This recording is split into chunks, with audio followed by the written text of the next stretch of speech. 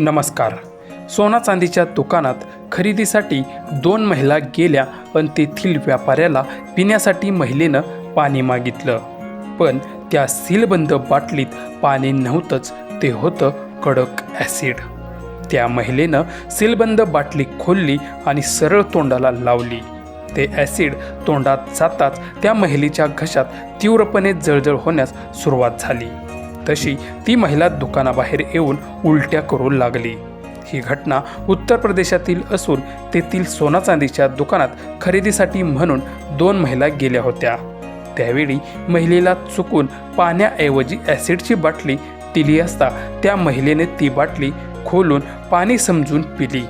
त्यावेळी त्या महिलेची प्रकृती गंभीर झाली आहे.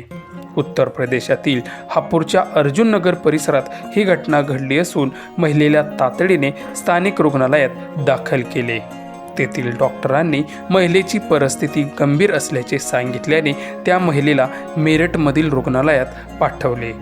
तेथील डॉक्टरांनी नंतर सांगितले की महिलेच्या प्रकृतीत हळूहळू सुधारणा होत असून ती सध्या धोक्याबाहेर आहे. पोलिसांनी या घटनेची चौकशी सुरू केली असून ही घटना निष्काळजीपणामुळे घडली की यात काही घातपात आहे याची चौकशी सुरू आहे. या घटनेचे CCTV फुटेज सध्या सोशल मीडियावर व्हायरल होत असून अनेकांना ते पाहून मोठा धक्का बसला आहे.